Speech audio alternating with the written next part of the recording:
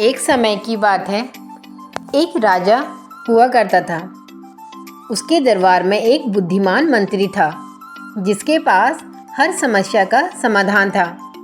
राजा अपने इस मंत्री से बहुत ही खुश रहता था और कोई भी बड़ा फैसला इस मंत्री से बिना पूछे नहीं करता था। इस मंत्री से राज्य दरबार के अन्य लोग जलते थे।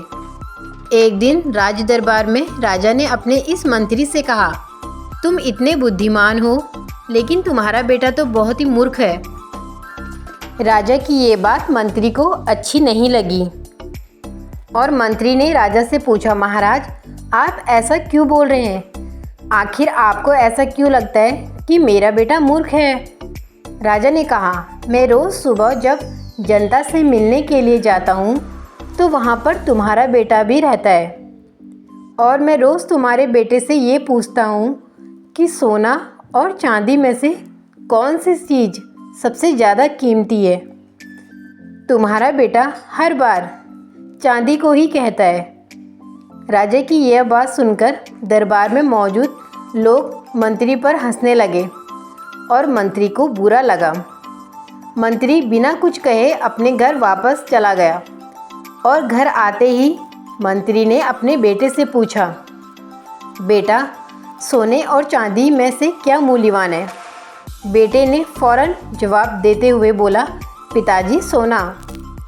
मंत्री ने बेटे से कहा, तुम्हें जब पता है कि सोना कीमती धातु है तो तुम क्यों राजा को रोज़ गलत जवाब देते हो और चांदी को कीमती बताते हो? बेटे ने कहा, पिताजी राजा रोज़ सुबह बाज़ार से आकर प्रजा से मिलते हैं और रोज़ मुझे बुलाकर मेरे सामने 2 सिक्के रखते हैं जिसमें एक सिक्का सोना और एक चांदी। सिक्का रखकर राजा मेरे से पूछते हैं कि जो इन दोनों में से अधिक कीमती है वो तुम ले जाओ और मैं चांदी का सिक्का उठा लेता हूँ। ये देखकर राजा हंसते हैं और चले जाते हैं। मंत्री ने अपने बेटे से पूछा, तो तुम क्यों रोज़ चांदी का सिक्का उठा लेते हो? अब पूरा दरबार मेरा मजाक उड़ा रहा है।